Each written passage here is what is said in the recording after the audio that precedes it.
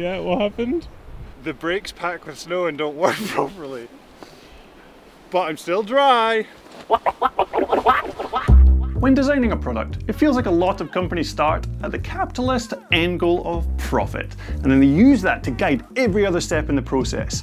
Max profit comes from finding the biggest market demand, quickly designing a product for that demand that just barely meets the necessary criteria, making the product as cheaply as possible while still hitting the design goals, paying a handsome YouTuber to market it, and then you watch that line go up and to the right. The sponsor of today's video seems to have forgotten about that core tenet of capitalism as far as I can tell, because they have designed a product with a tiny market demand, spent way too much money designing it, giving it way more features than it could possibly ever need. And if their end goal isn't profit, I don't know what it is. At least they're still paying the handsome YouTuber. Welcome to Pinkbike's Explain Explore, where companies offer me the opportunity to check out some interesting products, and if I believe that there's something interesting or cool for me to learn about and teach you wonderful folks, then we'll make a vid. It is technically an advert though, so click away if you'd like, but honestly, I'd really like to show you how ridiculous this one-piece waterproof suit is. But first, why the heck would you need something like that? Let's be honest, a lot of riders just do not ride in the wet. It's bad for the bikes, it can be bad for the trails, and it's a lot of effort to possibly end up wet, cold, sore, sad, and covered in muck. Sure, there are people who don't have a choice, like commuters riding to work, or racers who have to ride in those cold, dark practice sessions regardless of the conditions. Or maybe you just live in Scotland and don't have a choice about riding in the wet if you want to actually ride your bike. Except for today, apparently.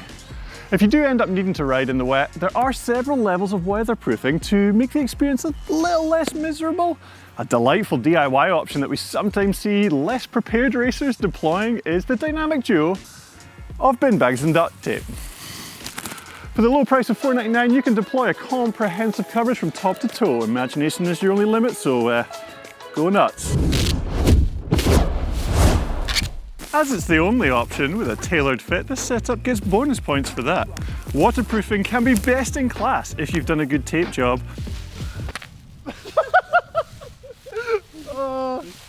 The flip side of that is breathability, with the only ventilation coming from the rhythmic flapping of the plastic, sucking in cold air through the inevitable rips and then pumping the heat and sweat out of the face hole. Reusability is also an issue, but hey, in a pinch it kind of works. Stepping up from that, the obvious next step is to go for the waterproof jacket and trousers to match. It is a dreamy combo, and you can tailor it to any budget, but there is one fatal flaw. Mountain bikes do not have rear fenders because people are mean, and everyone who's tried one got bullied until they took it off. This means that when you ride in the wet, a perfect rooster tail of water and mud will release itself from the rear wheel and begin its short but inevitable journey onto the rider's back before dribbling south between those hairy glutes. No one likes a squelchy crevice, and unfortunately for tall riders like myself and Martin Mays, the issue is even worse.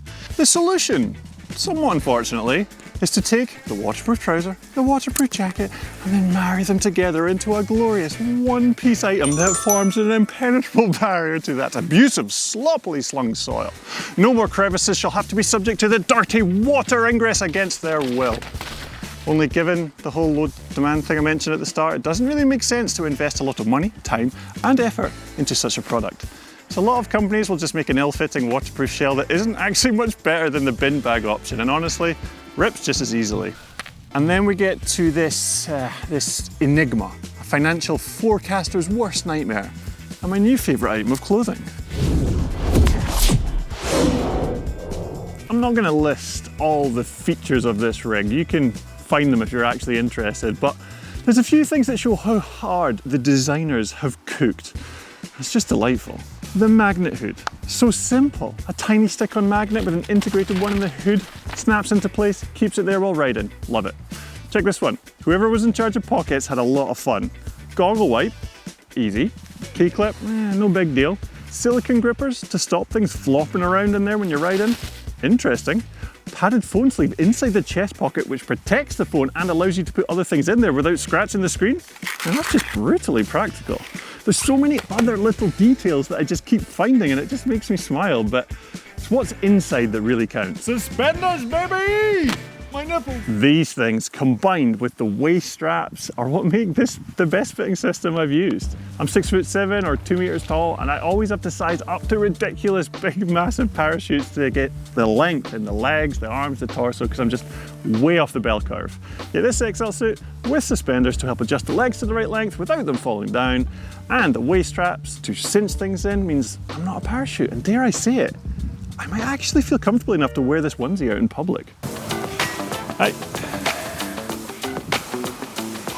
Can I get a oatmeal flat white, please? I'm trying out this onesie suit. What do you think of it? I think it was good, yeah. Yeah? It looks alright.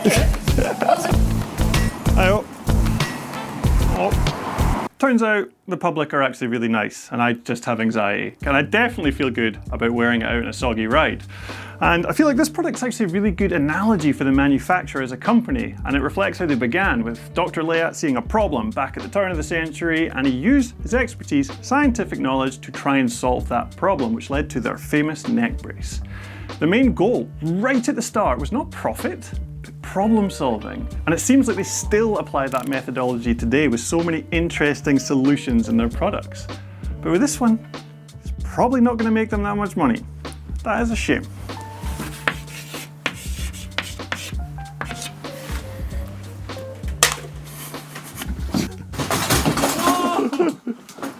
Right, that's it.